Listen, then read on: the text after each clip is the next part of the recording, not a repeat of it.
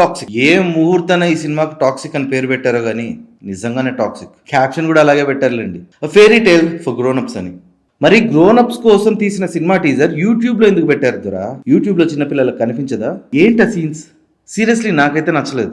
అలాంటి సీన్స్ పెట్టాలంటే సినిమాలో పెట్టుకోండి, 18+ వాళ్ళని మాత్రమే అలౌ చేస్తారు. టీజర్ లో పెట్టి యూట్యూబ్ లో రిలీజ్ చేస్తే అది చిన్న పిల్లల వరకు పోతుంది. సరే, కార్లో జరిగే సీన్ పక్కకు తీసేద్దాం, ఎవరి ఇష్టం వాళ్ళది, ఎవరి మేకింగ్ వాళ్ళది. ఆ తర్వాత జరిగే సీన్ అయితే దారుణం. ఏంటి హీరో దేవుడా? ఆ తర్వాత జరిగే సీన్ అయితే దారుణం. ఏంటి సినిమాలో హీరో దేవుడా? నేను యష్ గారి గురించి మాట్లాడట్లేదు, ఆ సినిమాలో యష్ గారు చేసిన క్యారెక్టర్ గురించి మాత్రమే మాట్లాడుతున్నా. కేజీఎఫ్ లో ఏదో వర్కౌట్ అయింది, అది అయింది కదా అని ప్రతి సినిమాలో అలాగే పెడతారా?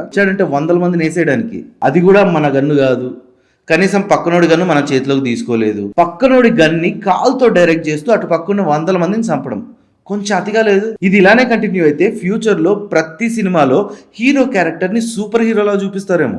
చూపించవచ్చు, తప్పులేదు, బట్ దానికి ఒక రీజన్ ఉండాలి. ఈ రీజన్ వల్ల హీరో ఇంతమందిని చంపగలుగుతున్నాడు అని ఒక రీజన్ చూపిస్తే ఫైన్.